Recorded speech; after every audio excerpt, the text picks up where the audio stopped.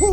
The Golden Stallion, the man of tomorrow, Savzu, the rated R radio star, is here for you for a little Wednesday Q&A. Woo! And baby, I know it's a little late at night for it, but it's here for you.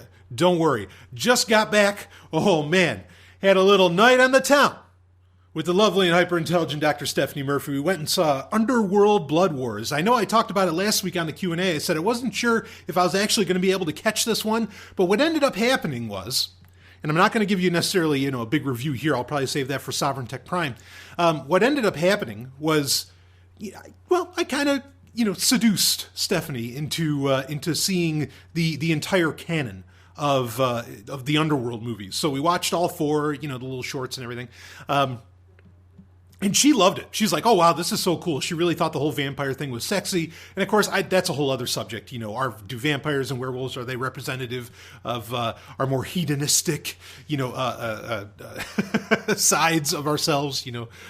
Some say animalistic, lustful aspects of humanity. I mean, that's a whole other conversation to be had. But we went and saw it tonight, and damn, I'll just tell you this so far.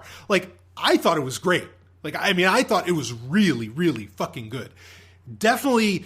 Okay, so just real fast, and believe me, I'm going to go into a bigger breakdown during the climax on this week's Sovereign Tech Prime episode. But I'll just say quickly that I thought, next to the first one, this is probably the best one. It was that good. And the first one is good. A lot of people don't know. The first one had a budget of $22 million. The first episode of Voyager costs more than that. The first episode of Star Trek Voyager was like 26. And that only cost $22 million, and it did $95 million. I think just domestic it did 95. I don't know what it did worldwide. But I thought this one was fantastic. Definitely the sexiest of all of them. Of the entire franchise. This is easily the sexiest of the bunch. I was pleased as punch to rhyme it.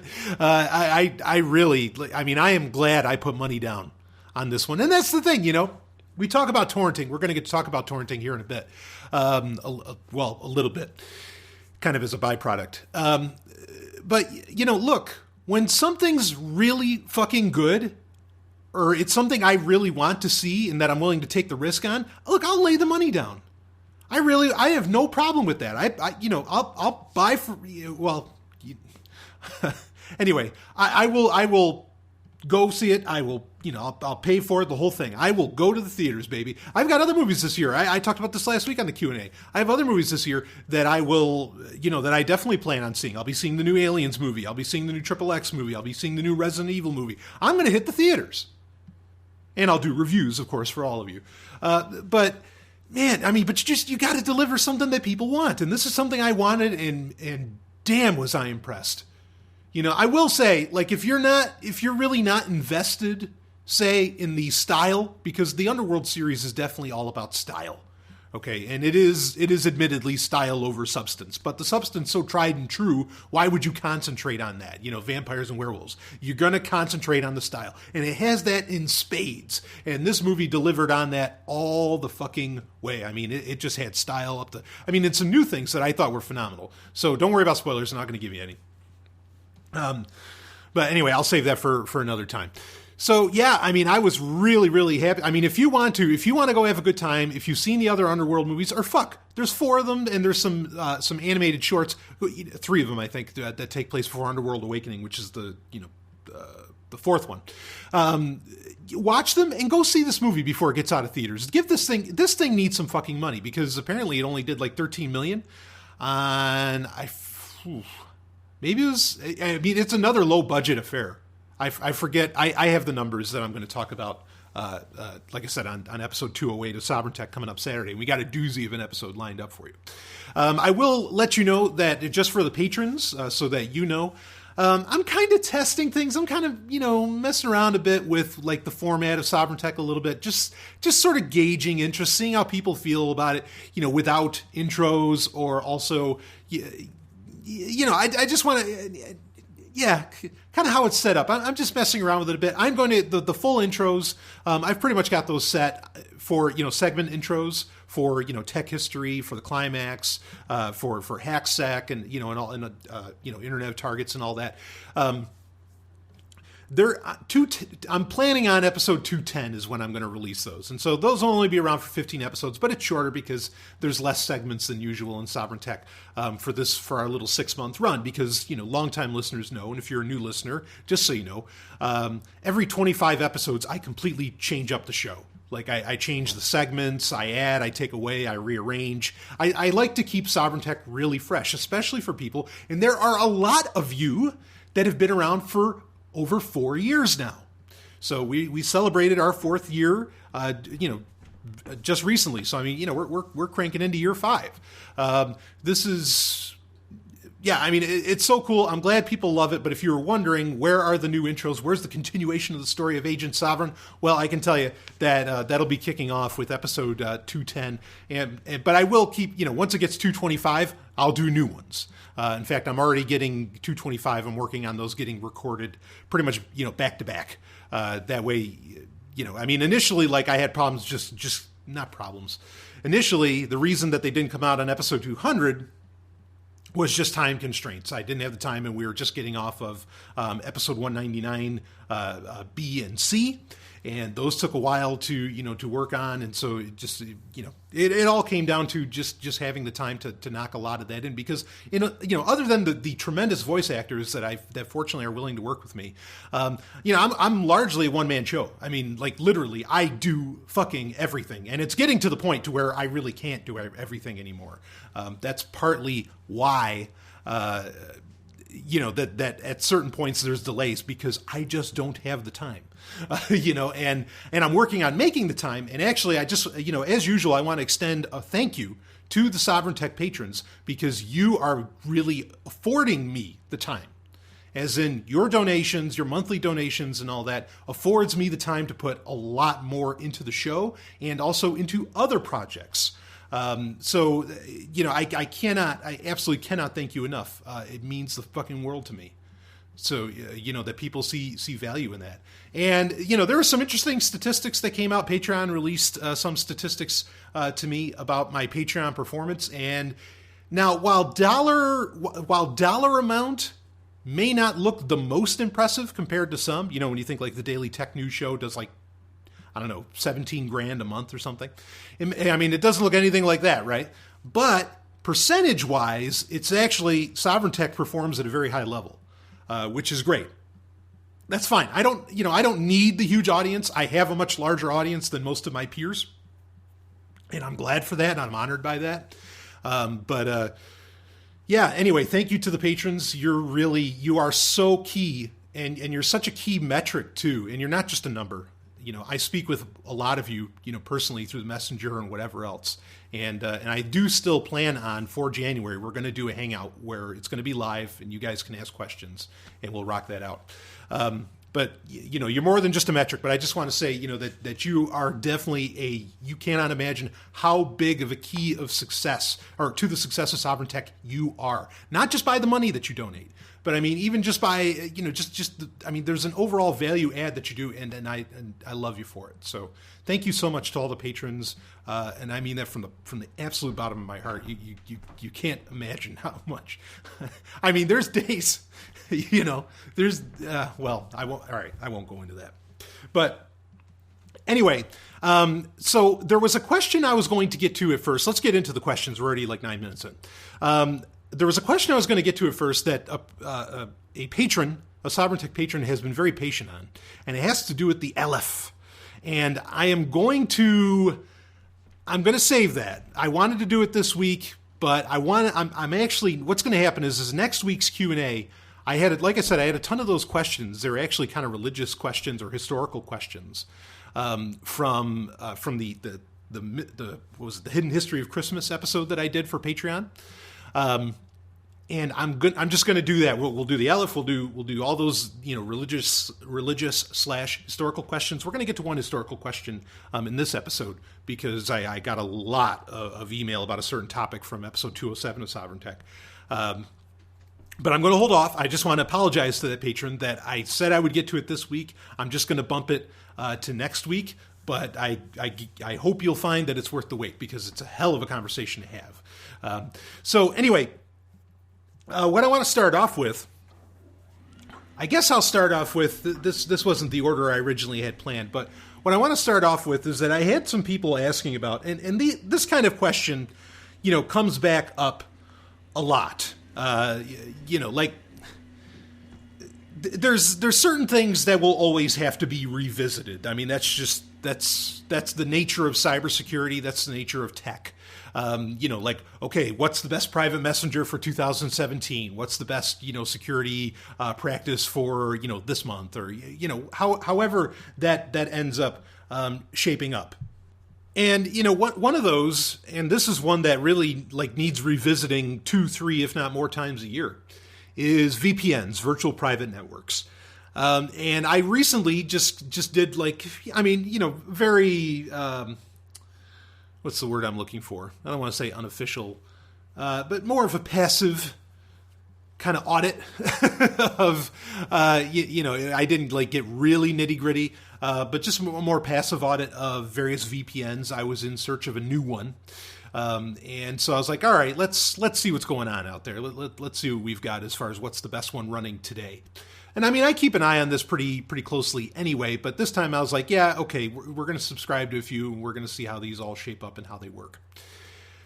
So I've had a few people ask me, and there's some other aspects to this question, but we'll start off this week just talking about VPNs for the Q&A.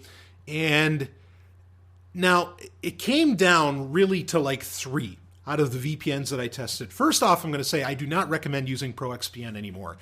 If you are still a ProXPN user, I mean, if you bought, ProXPN was offering lifetime accounts at one point, and if you're using that, I mean, I guess that's fine, because let's get this clear. In 2017, and really through a good chunk of 2016, VPNs as a technology was really under attack. And as far as it being something that in my opinion, that you could really count on as far as, life and death, security and privacy, I would not count on a VPN. Certainly not a VPN alone. You could add on and use a bunch of other things, but do not just count on a VPN. There have been, lots of problems with it. And also you have the issue of, in China, it seems that they're able to start blocking VPNs quite a bit. That was becoming a thing really in later 2015, still a thing in 2016, as I understand it. If any of my listeners are boots on the ground in China, Taiwan, and all that, please don't hesitate to email me with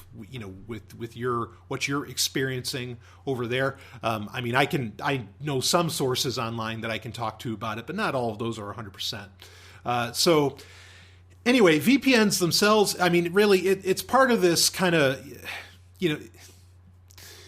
it's part of this digital arms race, this crypto arms race that's kind of going on. I hate to use that term, but it fits for right now. And VPNs are losing this race. They really are. So in my opinion, the only time, unless you are stacking it on top of other technologies, the only time you really want to be, you can use a VPN all the time, certainly.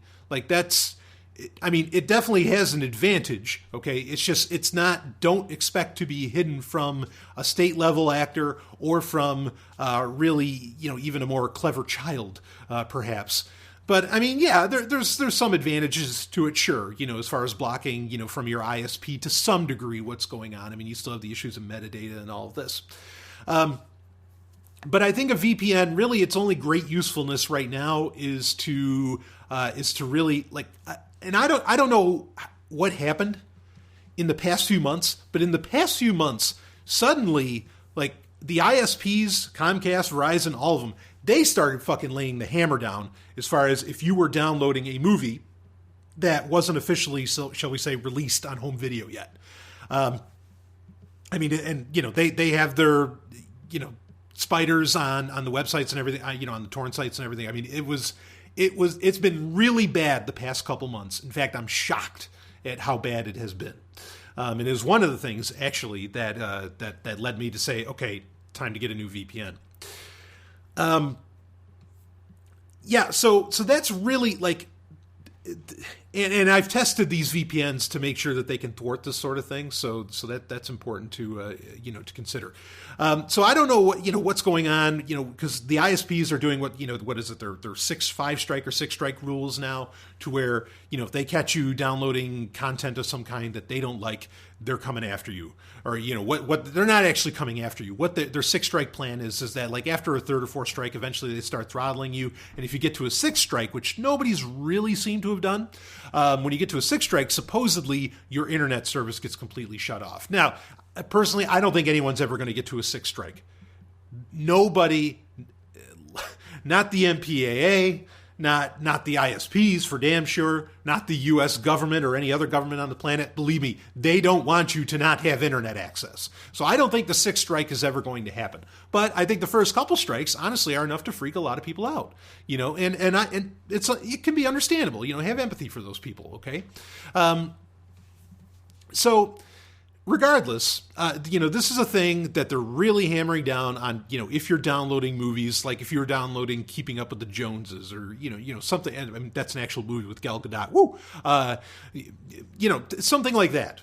Or what was that movie? Birth of a Nation. Something.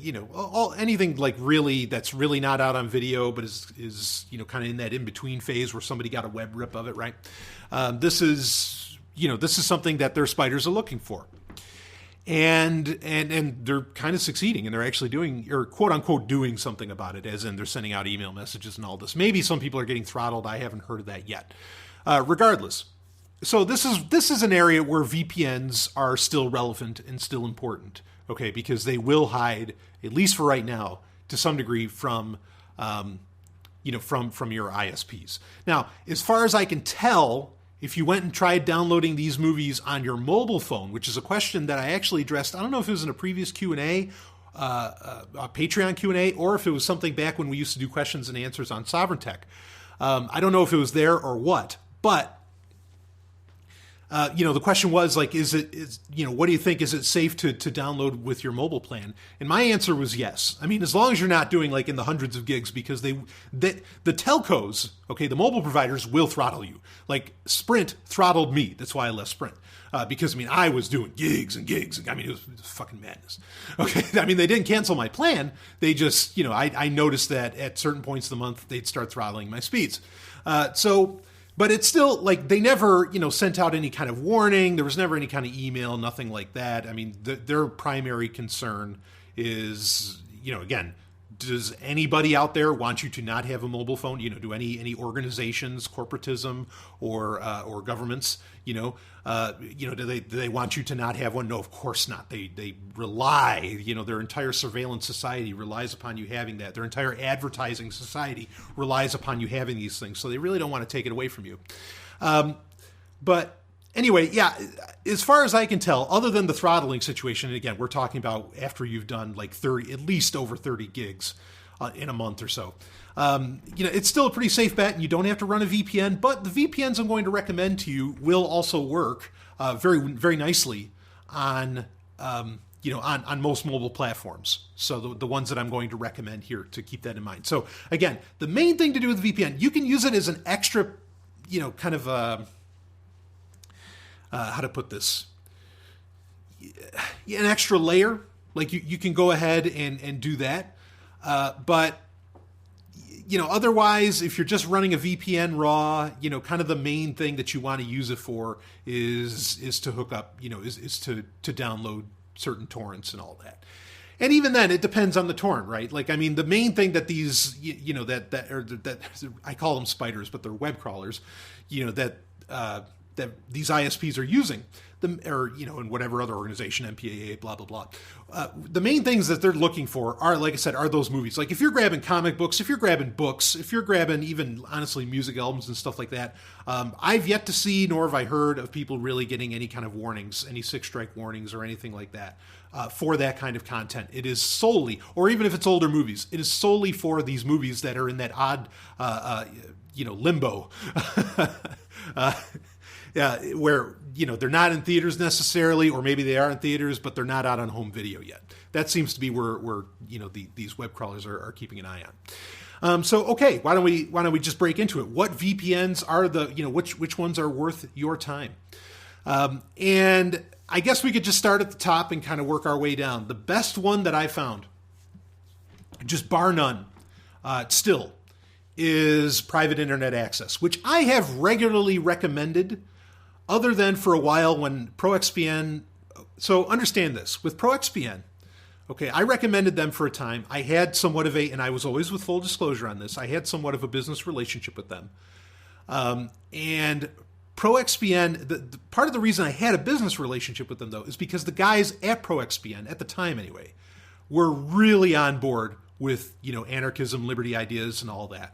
Okay, and so, when a company has that that proper attitude, kind of like agorasthosting.com and, and some of these others, like, that adds something. Even if there's little things maybe that they didn't get exactly right, it does add something. And as long as the little things aren't gigantic security holes, of course, or, security exploits, potential exploits. So even while I was recommending ProXPN, honestly, if a lot of people said to me, yeah, okay, well, I'm not happy with ProXPN, what do you recommend after that? My answer has always been private internet access. And frankly, it's still true. Okay, I'm not running an ad for them. They are not an advertiser. I'd love to have them as an advertiser for Sovereign Tech. I'm actually working on that. They are not going to hear this Patreon episode. So, understand I'm not doing this to shine them on. I don't shine anybody fucking on, not for a second. And anyway, so private internet access. Now, understand, when we're talking about wanting to torrent movies and just do torrents in general, one of the major countries on the planet that's really good about sort of being against copyright or not enforcing copyright, not enforcing intellectual property and all that is ironically the Netherlands. And so the Netherlands, a great VPN service should really have the Netherlands in their list of what you can choose from. Private internet access does have that, and when you connect to it, it's actually, most of the time, it's pretty fucking fast. Considering how many people must be, because I'm not the only one, obviously, that knows the Netherlands is so great for torrenting. Considering that, like, the speeds that I get are very comparable to, being raw dog, not having a VPN at all. And private internet access, there's a few other things that are great about it. One is that there doesn't seem to be any kind of device limit. I can't find any answer to that, to where you can just keep handing out codes. I mean, I imagine there's got to be a point after like so many devices where, where private internet access has to say, come on, are you sharing this with your entire family? Your login credentials, blah, blah, blah. And also speaking of, so I can kind of understand that. And really, this is kind of an age-old argument that I've made on Sovereign Tech for many years. And that is that, a lot of people say, well, there's free VPNs, and we'll get into those. There's free VPNs. Why would I go with a paid one when the free ones do the job? Well, frankly, I think if you're just running with free VPNs, now I understand that if you don't have a choice, and there are genuine people who don't have a choice, as in, people that are like, living under tyrannical regimes and maybe they're some kind of freedom fighter or something, I understand why they can't pay for a VPN, all right? But if you have the choice, if it's a choice for you, as in, should I go free or should I pay? If you're not willing to donate, even to the free ones, because there's some great free ones, if you're not willing to donate to them, I think you're an asshole. I mean, just really, I don't know any other way to put it. Like, if you can't even donate $5 a month to, like, say, riseup.net or something, we'll talk about that more in a second. But say you're getting it through riseup.net or whatever, because they have a really good VPN, even though it only has a couple servers and they're both in the U.S. Like, if you can't give them $5 a month, come on. But here's the thing: if you're willing to give them $5 a month, well, most pay-for VPNs only cost like $5 a month. Like private internet access, I think, is $6 a month. If you go with the yearly plan, it's only like $3. It adds up to $3 a month or something. I mean, this is so inexpensive, and it's such an easy thing to do to really protect yourself if you're big into torrenting illicit content. So anyway, that's really my thoughts on that. So the price for private internet access is just fine. It's great. And also, here's kind of one of the more unique things. Now, they're not the only ones that do this, but you can, and I tested this, you can get a VPN account from private internet access with nothing more than an email address and a Bitcoin, and sending them Bitcoin. You don't have to give them any other information, nothing. And they will give you totally random usernames. I mean, like, they fucking do it right. Which is important that they do it right, because private internet access's singular flaw, in my opinion, and they only have one, their singular flaw is that they are a U.S.-based company. Because they are a U.S.-based company, they fall under U.S. law, which means that any time, the government or, some alphabet soup organization wants to, wants to know what the hell's on their servers, they have to hand that over. Now, I mean, not to say that if you ask private internet access, would they make you aware of that? We know that on Sovereign Tech, and other companies, other tech journalists know that. And, I mean, the work of Casper Bowden previously with Microsoft, the late, great Casper Bowden, died a couple of years ago. He did all the work on that, proving that if you have servers in the U.S., you've got to hand your shit over. So, I mean, now private internet access solves this. As far as your VPN, as far as what happens when you're using the VPN, they solve this by they don't keep any logs. They have 0 logs. Okay, so if the government comes up to them, this is kind of like what happened when the FBI, was it the FBI that went to Open Whisper Systems and said, hey, Moxie Marlin Spike, hand us all the signal data. And Moxie's like, here you go, but we don't have anything on our, we don't store anything. We don't have anything for these people. And then private internet access is the same way. They don't store anything, so they can't hand anything over. I mean, maybe they can hand over some of this account information, but they also, private internet access, as long as you do it right, they solve that too. Because all you have to give them is, and it doesn't matter what the fuck the email address is, it could be totally bullshit email address, and give them some Bitcoin. Boom, there you go. You're anonymous. They, it doesn't matter if they have, like, if you have a registered account with them, they don't know who the fuck you are. So they do it right. I mean, even though they're based in the U.S., they've kind of solved a lot of the problems with being based in the U.S.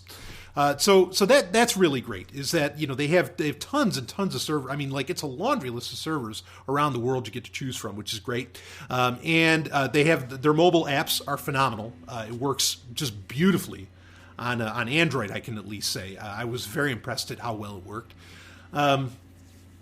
Price is right.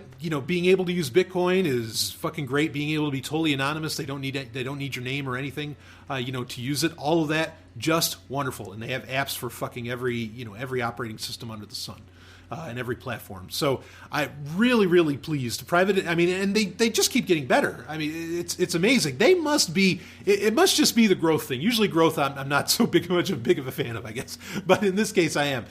When it comes to crypto economy, I'm always up for growth.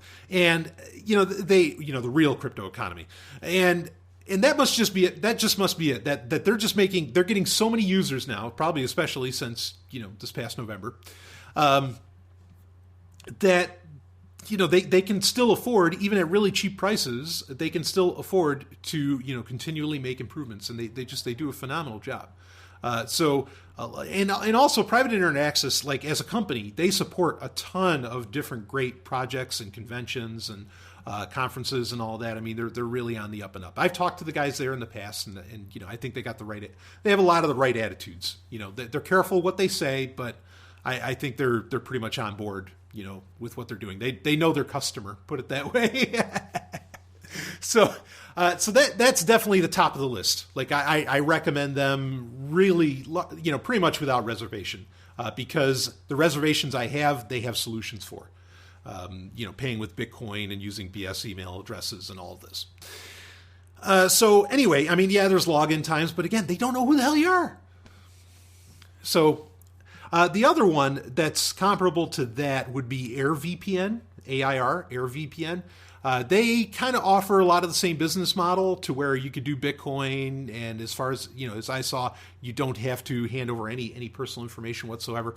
They don't have as many servers, to choose from, and their software is not as slick. But AirVPN is another fine option. It's a pay-for option, very similarly priced. They're based out of Europe, though. That can come with its own challenges too, I grant you. I mean, that was one of the things I used to like about ProXPN, and I don't recommend ProXPN anymore. But one of the things I liked about them is they're based out of Southeast Asia, and like they had almost no regulatory hurdles, really, to deal with at all. And even if a government came knocking on their door, again, they were pretty much anarchists, and they would, they'd say, take a hike. But yeah, again, we're not really recommending them. Now, another one that I was looking at, this is the kind of the last paid for one that there's so there's also Tiny VPN Firewall, and that's the website is tinyvpnfirewall.com. This is interesting.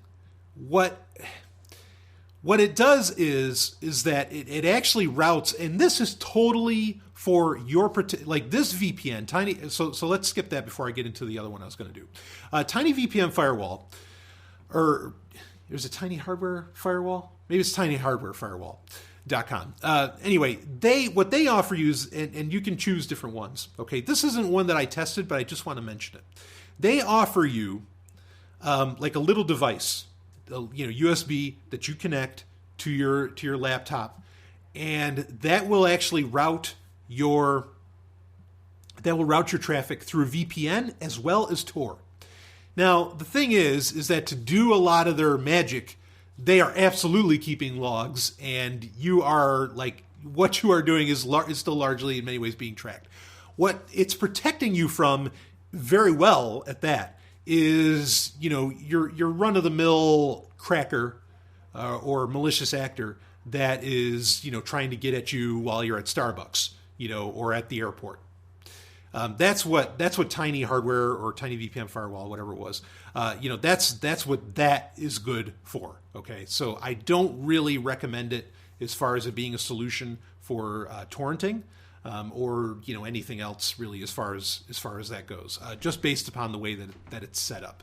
And it gets expensive because you have to you pay for the device itself, but then when you pay for that, it also gives you a year of VPN service, and then you can pay less after that, for various VPN service. I mean, it's handy. It's certainly a security feature. Just it's a security from it's a security from everything other than really.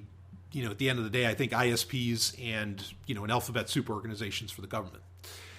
So the last one I was going to mention is one that, this is a toughie. Because I've recommended them for a long time. In fact, they first started around the same time Sovereign Tech started, and I liked their team. But I tried out their service again recently, and I was just summarily unimpressed. And I hate to say that. I mean, they can improve, certainly, but anyway... it's disconnect.me. Now, disconnect.me, they offer a lot. And I got to give them credit for this, is that they are a lot more than just a VPN.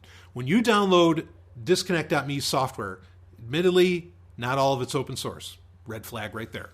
And that's not true for private internet access. Their stuff's all open source. So disconnect.me, they give you this entire security package, okay? And it works on mobile, but we'll talk about mobile in a second because it's a different animal.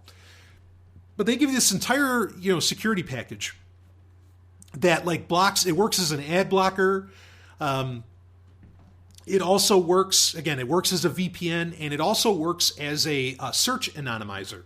Now, here's the problem with that, is that disconnect.me was originally, years ago, 4 years ago, I guess, when it first came out, was originally, it was totally free, and it was originally just a way to anonymize your Google searching, and it was an extension that you could put into Chrome or Firefox that would anonymize whatever you typed into Google.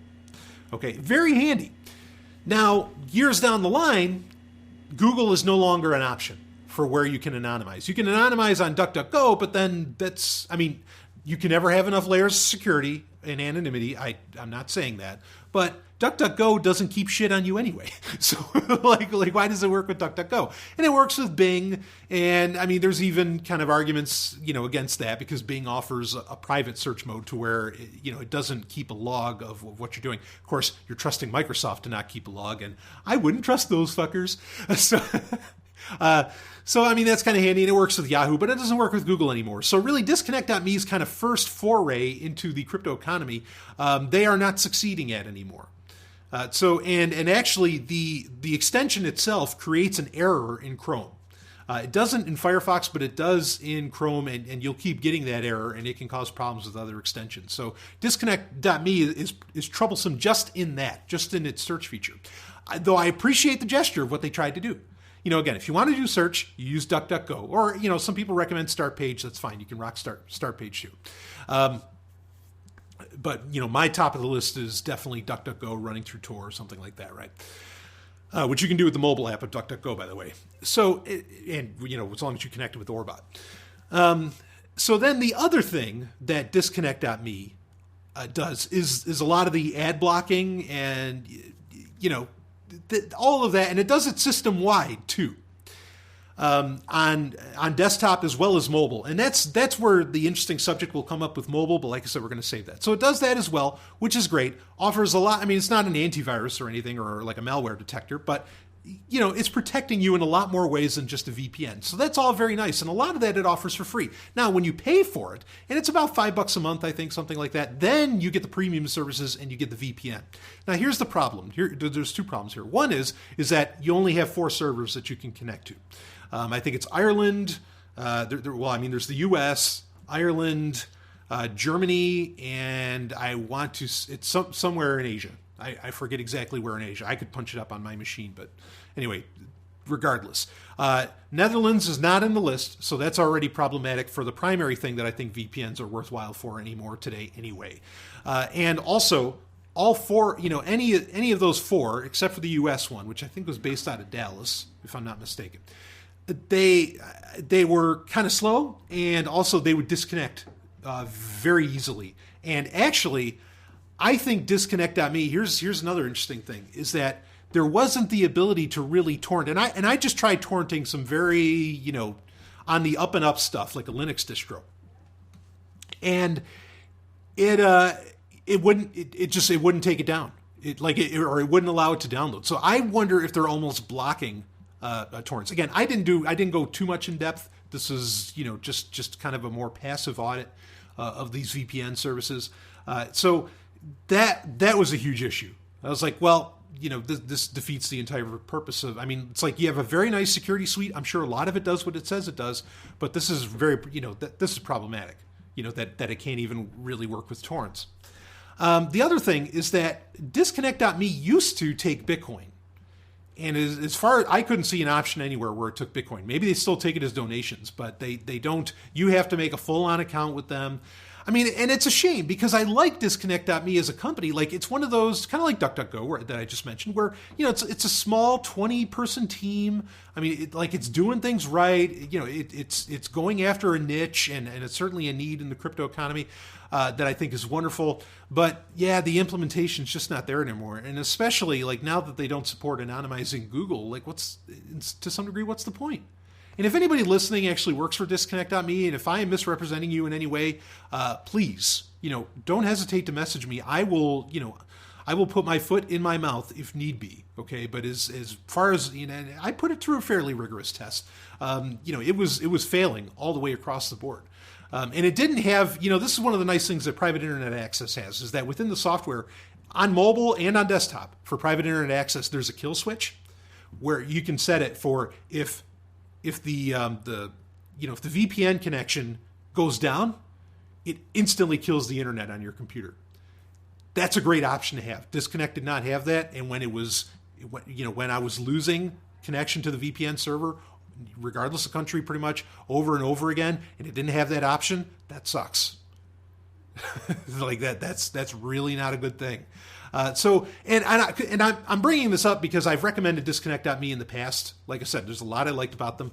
But this is why we need to, readdress these questions at least once a year, if not far more often than that, just to say, okay, no, yeah, get away from this. No, okay, yeah, don't use this anymore. We've got problems here. And maybe in the future these things will get solved. And great, when they get solved, they can be re-recommended. Fucking awesome. Okay. Now, Disconnect.me also has, and this is interesting. And it speaks well of them in one sense, but unfortunately they have all the problems that I just described. They have a mobile app. Now, the interesting thing, though, is that you have to download that mobile app independently, kind of like you do with, say, the Amazon Underground Store or the F-Droid App Store, app repository. You have to download it independently because it does so much. It's doing a lot of that, kind of ad blocking and a lot of these other things that Google doesn't want any software really doing, any apps doing. And so you can't get it not the full premium service in VPN. You can't get it through the Play Store. Now, that's a good thing. That's not a bad thing. And I'm glad, because that means that it's blocking a lot of the bullshit that Google does. So maybe if you are more of a mobile-centric user, maybe this is an interesting thing to go for, because it does do so much, when it comes to mobile. And maybe that's where they're concentrating. Maybe they're not caring so much, about the desktop. I find that fascinating. But again, there's so much wrong, with it, that it's very tough to recommend it.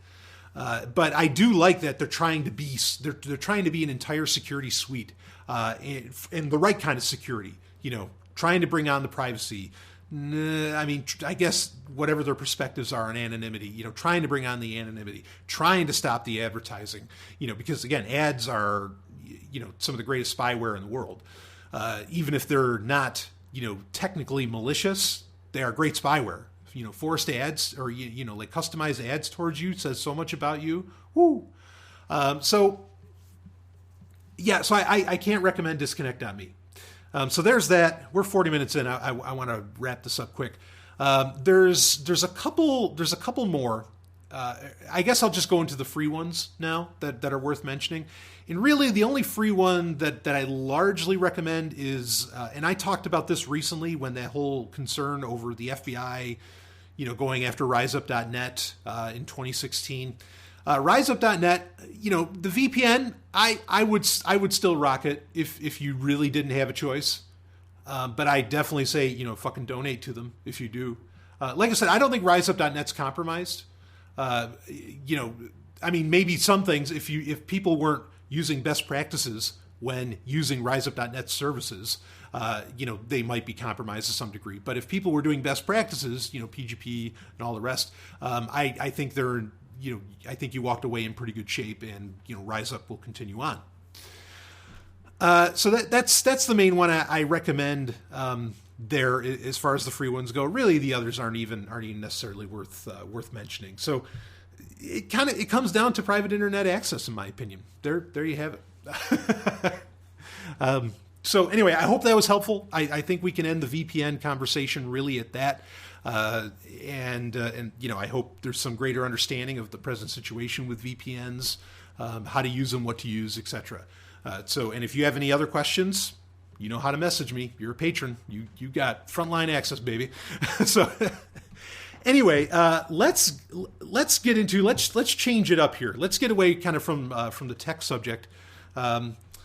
No, you know what? I'm not going to get away from the tech subject. Maybe I'll push back. So I got a ton of questions about the Holocene calendar, and I want to talk about it. Maybe I can get into it quick. But before I do, I got a ton of questions about the TV that I got. Ooh. People were amazed. It's like, oh my God, the Golden Stallion got a TV. What, for Satan's sake, what is going on here? And so people asked me to review it when I had the lovely and hyper-intelligent Dr. Stephanie Murphy on last week. I wanted to review it then. We ran out of time, but people loved the conversations that were had, so certainly there was no problem there. But I had a lot of people saying, hey, could you tell us more about the TV, blah, blah, blah, blah, blah. So I will tell you about this TV.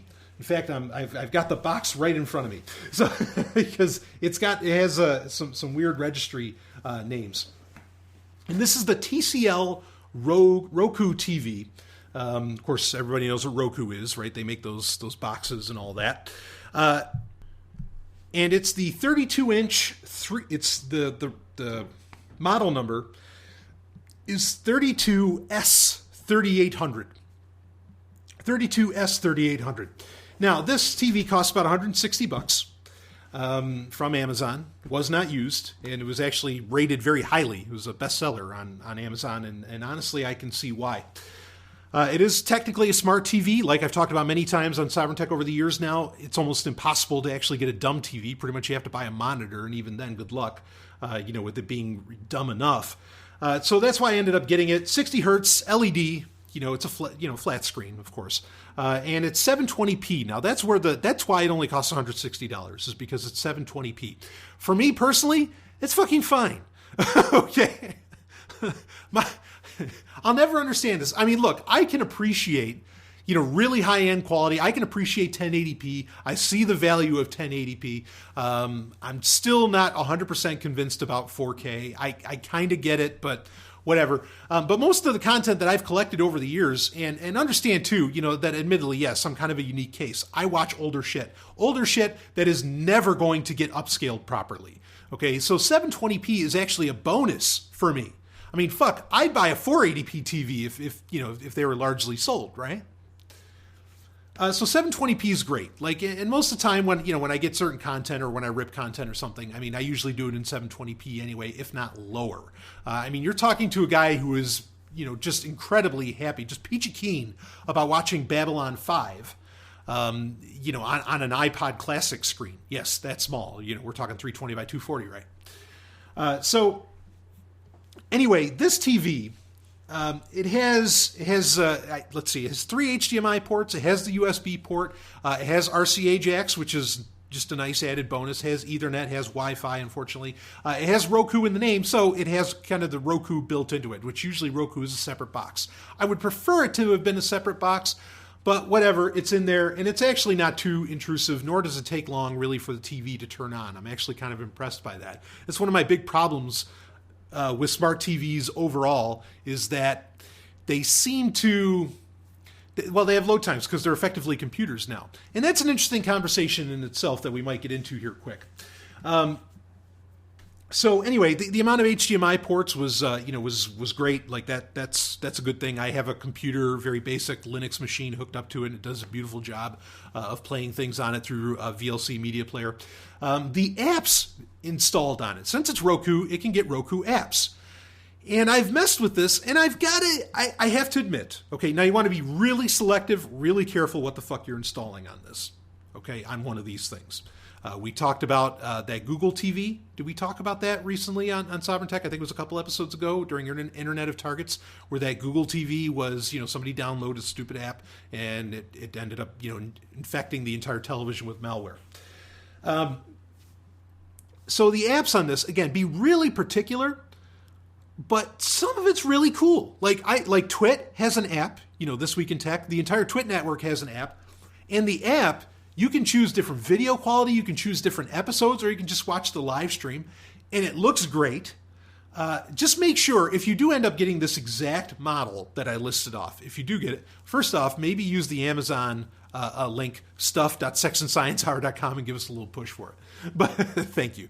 But if you want to make sure you go to picture mode, and dependent on which app you're using, or if you're switching, what video source you're using, app or video source, you need to set the picture every single time. The audio, for some reason, works across the board, but you need to change your picture. It comes stock set for a low power mode where the pixel ratio is terrible. But just set it for movie, and then suddenly the picture's gorgeous. So, there's a tip for you if you end up using this.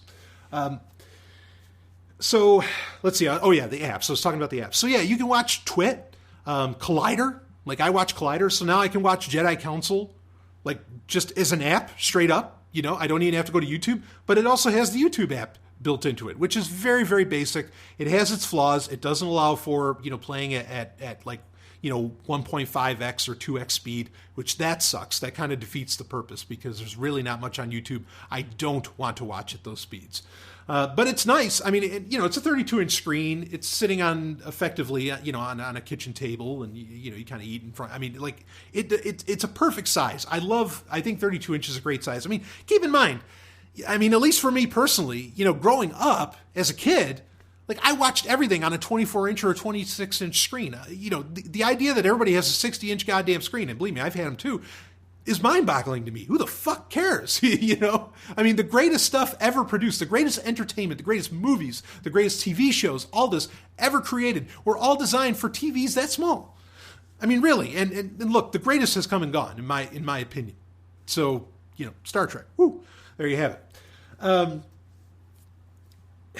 Yeah, so and Netflix is on here, Amazon Video is on here. I mean, lots of different apps. The TuneIn app is on there, so you can listen to podcasts on it. Again, you run into the same problem to where you can't listen to them sped up. But if you're not that kind of person that listens to things sped up, this is phenomenal. It really has, and the menu is very nice. A lot of the little options are very cool. Like I'm fairly impressed. And the other thing was, and I think I mentioned this briefly when I talked about it either last week or when I talked about it on the Sovereign Tech briefly. The speakers on this thing, the sound that comes out of it is pretty fucking good for only two speakers. For simple stereo. Like, it sounds phenomenal, way better than any computer speakers I could hook up to it. I'm shocked at that. Like, that blows my mind at how good that is. So super pleased with that, because that's the biggest problem with any of these flat panels is, how are the speakers? Do you need to buy a sound bar? And generally that's what I recommend, is that people buy a sound bar. Today, since soundbar technology has gotten really good, instead of like wiring your entire house with 7.1 or Dolby Atmos, even though I get the advantages to that, and if you've got the money to do it, I sure as hell don't, but if you do, okay, go for it. Rock and roll. So now Roku also allows you, and I haven't messed with this yet, to where you can install a Roku app on your smartphone, and then because it's connected, again, this is internet connected via Wi-Fi or Ethernet. Obviously, that's how it accesses Twit and all these different apps, YouTube and all that. But you can actually use your phone as a remote, which is, hey, whatever. If you want to do that sort of thing, personally, not my bag. So yeah, I love it a lot. In fact, I plan on making a Sovereign Tech channel for it. It's not that hard to do. But I'll be making a Roku channel for Sovereign Tech entirely, and maybe we'll put Sex and Science Hour on there, and maybe some other things too. So I really dig that. Now, the interesting thing that I want to talk about with this is sort of the technology in the abstract. I recommend this TV without reservations. If you didn't already get that, it does a great job. Dolby Audio, all that. You can even like change the wallpapers on it, and in the App Store for Roku, there's some really cool stuff. Just be really particular in what you download. I deleted a lot of the apps that it came with stock, and it had to do an update at first and all that. Whatever, I get it. But I deleted a bunch. But yeah, I pretty much left. And a lot of the free options are just stupid. Like, there's the Fox Business Channel. They let you watch like 2 shows, and it's barely even entire episodes. And there's ads everywhere. It's fucking bullshit. And that's annoying too, is that there are kind of ads that you get in the menu. But I just ignore them. I deal with it. All I really want on there, have the Amazon Video for some things, because when you have a Prime account, that comes stock. So if it's handy at some point to watch some network television, okay, great. I don't use Netflix, so I don't care about Netflix on there. I have like I said, Twit and Collider and TuneIn, and that's about as basic as I keep it. There's Google Play movies, which I have some movies on Google Play, not because I bought any necessarily, but just because like there was a free day and I'd grab them. So I suppose I could use that as well, but I haven't. So anyway, pretty nice, especially if you have some accounts like for HBO Now or something like that. You could really take advantage of a lot of these different things. So very nice for that. Now, the point I wanted to bring up is that, now granted, this doesn't have a web browser. That's sort of what would, like, if this TV had a web browser, and if it, I think to some degree it might have Bluetooth. I didn't see it in the, no, I don't think it has Bluetooth. But here's the thing: if it had a web browser, and you could hook up a Bluetooth keyboard to it, you could get away. I know you can connect a computer to it and use it that way, fine. But if you really could, this could have been, this could be somebody's computer. For the average person, we talk about how people just get away, their access to the internet is a smartphone, or their access to the internet, is a Chromebook or something like that. I think you could really get away with this just being your computer if you could just connect a fucking keyboard to it. And if it had some kind of web browser built into it, like Opera or something, because Opera for a while was getting baked into everything from the Wii to, I don't know, fucking, handheld consoles. That could have been really interesting. And what's really interesting about that, and I've briefly talked about this, I don't know if I've ever went into depth on Sovereign Tech, but I won't go into too much depth here. But what's interesting about that is that, there's an old term for what people think was the internet, and it was the old term is the information superhighway. The information superhighway was a buzzword in the 90s. And what it was, a lot of people just thought it was synonymous with the internet, with what you access on your computer. But it's not. While, yes, it's synonymous with the infrastructure that makes up the internet, as in the wires, okay, and servers and blah, blah, blah. What the information superhighway was particularly was kind of the web on your television. Like that your television was going to do so much more than just TV shows and video games. That's what the information superhighway was. It was your TV. And really, these kinds of TVs, this like Roku style TV, or even, the other ones that you set up for it and all that, in a lot of ways, that's really the information superhighway come true. Which is fascinating because that was supposed to be a dead idea. Now it's like the only thing you can buy. Like, I mean, every TV now is effectively the information superhighway. It ended up coming true. And even I decried it. I mean, and obviously, I guess after a fashion, I've been wrong, because here it is. And, in a lot of ways, it works. But it only works. Here's the thing.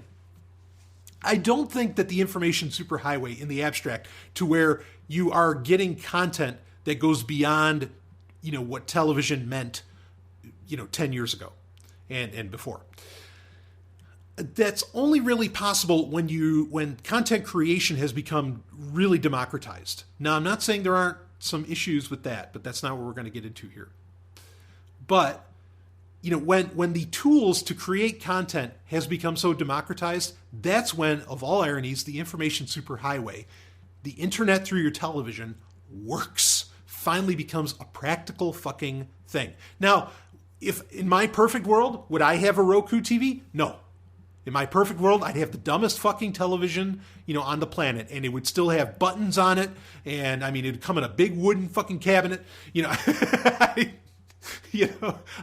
I used to love big screen TVs. Big screen TVs used to have, used to have to jam so much into there that they had so much space in the cabinet left that they'd put gigantic, they'd put fucking 10-inch woofers on the bottom, of the TV. I mean, like that was great. That was value. When you spent $1,400 on a TV, like 10 years, even just 10 years ago, you got fucking $1,400 worth, baby. I mean, you got a whole entertainment system. Now, that's really not, it's not a thing anymore. So anyway, yeah, I mean, that's my dream world, but in the world that we exist right now, I mean, this works. Like I'm kind of convinced that, yeah, this is a thing. This can kind of happen. I'd still rather the Roku be a separate thing. Like I'm glad that like Android TV and some of this other stuff is generally a separate thing. I know there's all-in-ones. Okay. But I mean, the beauty of the separate things is that you end up with things like the Shield TV, right? Which is just this phenomenal, set-top box. Or the one from Sony, that's a really great one too. So, yeah, there's my review. For what it is, it's a great fucking television. I don't mind the 720p at all. You make sure you turn off that low power mode on the picture settings. And I mean, and it just rocks. The sound is great. The Roku features, the apps, again, as long as you're selective, and maybe there's some other ones that that are official out there that you actually hear, say, on the show or podcasts that you listen to, that they have a Roku app, so you're getting the official thing. Just be very careful with that. It does the job. It's really, really cool. And what's so cool about it, and what maybe makes it a little more palatable to me when I've been so anti-TV for so long, for so many years, what makes it palatable is that the content that can be displayed through the television, again, it's the information superhighway, right? It's the internet through the TV. The content that can be displayed does not require you to watch the television. The television no longer has to be the center of your life. Not to say that didn't exist before on cable, where you could listen to remember like all the upper stations used to just be music stations, which weren't half bad, but that's what they were, right? Well, now you can do that with with the television stock, no cable plan required, other than connecting to the internet. It works. It works because I don't feel like it has to be the centerpiece of my life, and that's really great. And the size, I love the 32-inch. I think that's perfect. The resolution looks great. I don't mind the lower resolutions whatsoever. I mean, the main thing for me is seeing the content, consuming the content, having the information and the experience in my head. I don't really care how dense the goddamn pixels are. I just don't. And I honestly, like, I mean, yes, I appreciate hearing Dolby Atmos. Like, I love 3D sound. I love a lot of this different stuff. But it's not as important to me as other things, and so to hash out to hash out $160, for Stephanie to do. I mean, for us to do that, that's, man, why not? So, so there you have it. Okay. So we got into a couple tech questions. I'm going to get into. I don't think we're going to get. All right, all right. Let's do 10 minutes. I'll do, and then I'll do one quick fun topic at the end. Let's get into the Holocene calendar here. I was going to save it for next week, but why don't we go ahead? Let's do it here. So here's a message. I'll read this. Hey, Brian, love the expose on the Holocene calendar, and I wholeheartedly support the idea of propagating the date system within your universe of content. I'm curious, though, why start there? I get the distinction between the Ice Age and the recent epochs and why you'd want to start a calendar there, rounded to the nearest 10. Anyway. But at least as far as the video's audio suggests, the starting point seems to have been with the magnificent stone masonry display. However, just to get to such an achievement, you're overlooking thousands of years of modern human development that arguably has to be taken account of within the calendar if you want to stick by its own principles. I admit that there will always be a previous era to claim, quote, well, it was based off X, its predecessor, end quote, but there are some other more logical starting points. Two most notable are the emergence of Homo sapiens, say 200,000 years ago, and the emergence of behaviorally modern man, say 50,000 years ago. I would argue for behaviorally modern man being a better starting point because it's the first qualitative unique point to start, and it is easy to add a 5 to the date, much like adding a 1 for the Holocene calendar. I admit not much happened between 50,000 and 10,000 years ago, which is where the Holocene calendar makes more sense. But A, that's due to the same reasons, exponential nature of human progress, that the Holocene calendar already dealing with and embracing. B, it shows you that just how long human progress took. And C, it doesn't miss out on any of the important steps. Just a thought. Anyway, so yeah, I appreciate this point, and a lot of people emailed me and messaged me with the same thing, saying, "Well, why start there? Why not go further back?" Excuse me. That was certainly a very eloquent way of putting it, and I get the point, and I kind of agree with it, but I'm just gonna add in 2 points to this, because again, I don't want to spend too much time on it. Okay, the first point is that. So there's actually like the 50,000 year, kind of the starting of modern man and all that. I think that's an interesting one. I would actually, if I were to pick an alternative starting point, how about I answer that, and then I'll answer, then I'll kind of quote unquote defend the Holocene calendar. I would actually start with like 70,000 BCE, around there, or should I say like around 70? Add a 7 instead of adding a 5. As compared to the 1 for the Holocene calendar, which, if you didn't listen to this week's episode of Sovereign Tech, the Holocene calendar is the idea that you start with the first temple that we know humanity built, Göbekli Tepe in Turkey, which was built like 12,000 years ago. So you just now, to encapsulate the entirety of human experience, you add a 1 at the beginning of the present year. So now, according to the Holocene calendar, or what would be called HE, the Holocene era or the human era, it'd be the year 12,017. Which I love that, and I'm going to be using that on Sovereign Tech pretty much all the time now. And if people get confused, well, maybe I'll say the HE at the end, and then people will get it. But so I would put a 7. So that way the year now would actually be 72,016. And the reason I would choose a 7 is because about 70,000 years ago, there was a catastrophic, nay, apocalyptic event on Earth called the Toba supervolcano. Now, this is something I used to bring up quite often on Sovereign Tech. And what happened is that this volcano, Toba, blew. And it was a supervolcano, and it fucked up planet Earth so bad. Really, really fucking bad. So bad to the point that the amount of Homo sapiens, Homo sapiens sapiens, that were left on the Earth was theoretically anywhere between 1,500 and maybe even less. 1,500 to, some people want to say 10,000, but the best guess is usually between 1,500 to 2,500. There were only 1,500 to 2,500 humans on the fucking planet. That's amazing. Now, why would I always bring up the Toba supervolcano? Well, very simply because it proves like there's no way, if there are only 1,500 to 2,500, in fact, honestly, I think even if it was 10,000, if there's only that many humans on planet Earth, there is no way monogamy is the order of the day. Not a chance. You're not going to get to millions of humans later, hundreds of thousands and millions later, if you are only sticking one man, one woman. It ain't happening, baby. And especially when, obviously, homosexuality, I mean, the concept of the gay uncle, right? A lot of these things, are they're part of the genome, for some. When you add that factor in, I mean, shit, like people had to be, I mean, just multiple partners all over the place, okay? But that's not what we're here to talk about. So, but the Toba supervolcano is like the start of, in my opinion, that's really the start of modern man. So I would, if I had my way, I'd start there. I get the 50,000. I think that, that's not a terrible idea by any stretch of the imagination. I get some of the others and the emailer, I mean, the emailer was right on and was really, making the points great. And I appreciate all of that, that you could start with those. So, but here's kind of the thing with Göbekli Tepe, using that, using 12,000 years ago as kind of the start date. And this is why I not that the emailer was attacking it or any of the emailers, they weren't attacking it, but just to say, the thing is that Göbekli Tepe is such a shock.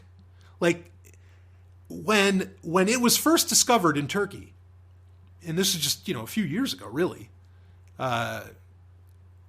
like nobody could believe the dating evidence that they were receiving. Like they were just saying, look, there's no way this thing's 13,000 years old. Like that just can't be. That's so far past, any wall of history that had artificially been created by archaeologists before, that, I mean, it's a big fucking problem. And they wanted to ignore it. And for years after discovering Göbekli Tepe, they were saying, no, it 7,000 years old? Yeah. I mean, like that they were being, that's the problem with a lot of archaeologists. They're fucking snobs in a bad way.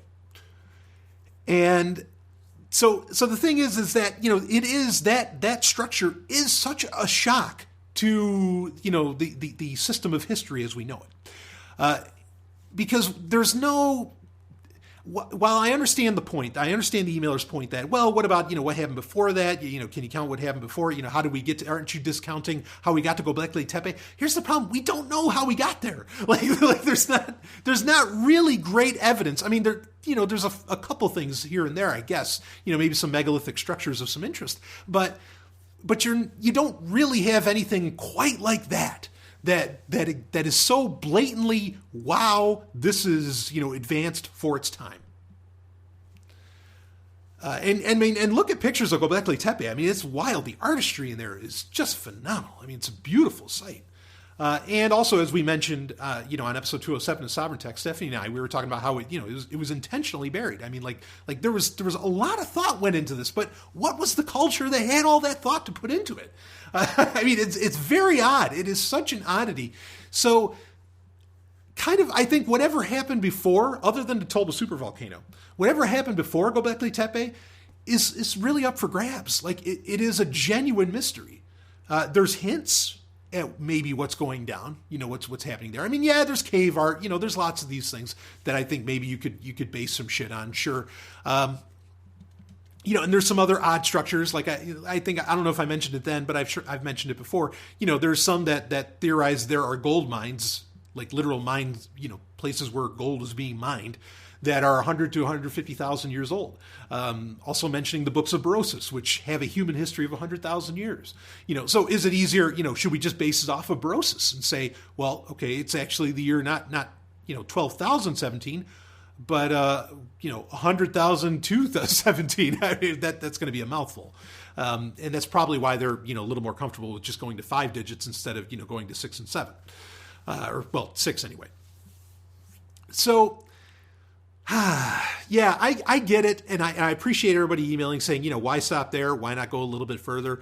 And I can definitely appreciate that, but I think Göbekli Tepe, like, I kind of like, in a way, I actually really like sort of the rebelliousness of No, we're going to home in on this temple because the temple is such an oddity, and it's such a, as much as the Holocene era is a fuck you to the ridiculous cultures, to so many ridiculous cultures of the past, Christianity and some others, okay, for splitting the calendar the way they did and all this.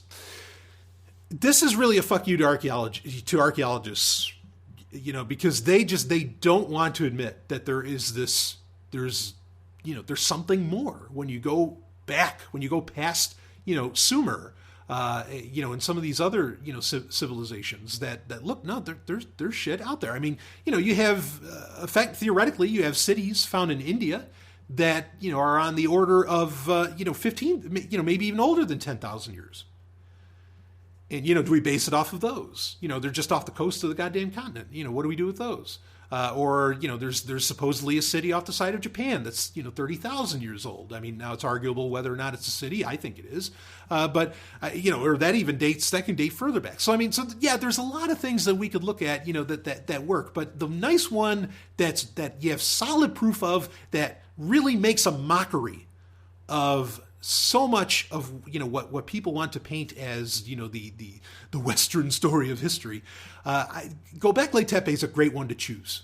It's the right one to choose, in my opinion. But I definitely appreciate the concept of wanting to go further or something like that. And I mean, maybe in the future, maybe they will go further. Maybe something interesting will be discovered. Maybe one day we'll find out that there was an advanced human civilization before the Toba supervolcano went off, and that the Toba supervolcano wiped it out or something. And when we find out that was there, well then, yes, folks, let's change the calendars. Because that's okay. Continual improvement. Keep evolving. Keep changing. It's all right. We're not stuck. We're not at the height of what we are and what we can be. So anyway, I hope that answered that. I love the question. So many people emailed really with kind of that same sentiment of why stop there. And I get it. I understand. And to some degree, like I said, I'd love to count in, I'd love to have the works of Berosus with me. I want to know what the fuck were you talking about 100,000, what happened 100,000 years ago that you had written down, because there really aren't, not anything that's worth 3 volumes. There really isn't any other kind of text quite like that offers such a time frame. But, we just have the glimpse that we know that's how much time it covered. So anyway, I was going to do one last fun one, but it's already getting late. We're over an hour. I think we'll save that for another time. It was going to be the question of, someone had asked me if I could fan edit any film, which one would I fan edit? I will save the answer to that for another time because it's a long-winded one, and I'd like to talk about it. Excuse me. So we'll save that. Anyway, hope you enjoyed the Q&A. Next week, I'm going to do largely a historical Q&A next week. That's my plan right now. And then, obviously we'll be injecting tech topics in more and more Q&As. And I am planning on, it might come out this week, I am planning on doing the next entry in the comic book top 8s that everybody loved, the first one that I did. In fact, a lot of people had questions about the Marvel and DC one, so I might do, after I did the Marvel and DC one, I was like, oh, fucking shit, there's so many other things I wanted to put in there. So I might do another top 8 of Marvel and DC, and then we'll do top 8s for Image and, Dark Horse and Valiant and all those other ones. Because, I mean, there's some doozies that I sadly did not even mention in the last one. And you had, and some people had questions, based upon what I had said. So I think that'd be good to cover that. So that might be this week, or it might just end up being next week. But I do have a lot of content planned for next week. So I'd like to have that out this week. There we go. Anyway, that's enough Q&A for today. Of course, got a Sex and Science Hour coming out this week. I have some other podcasts that I'm going to be working with, none of my own, this week that I'm really excited to be jumping on board with, to be a guest on, and also a great Sovereign Tech lined up, a very, very interesting one. I can tell you that right out of the gate. I can't wait to dive into, especially the tech history segment. I think you're going to enjoy. So we'll have that, and then, like I said, a ton of content I'm going to have come out next week, and just going to be a great time. So, whoo! I'll see everybody on the other side.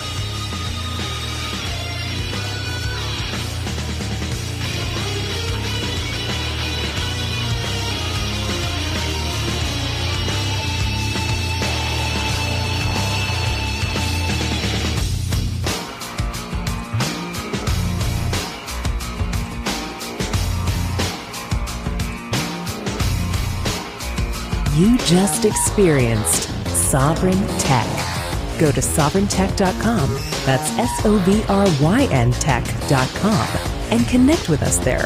Find links from today's show and catch our podcast feed. Sovereign Tech is copy heart. Copying art is an act of love, and love is not subject to law. So please share the show however you like. Welcome to the evolution.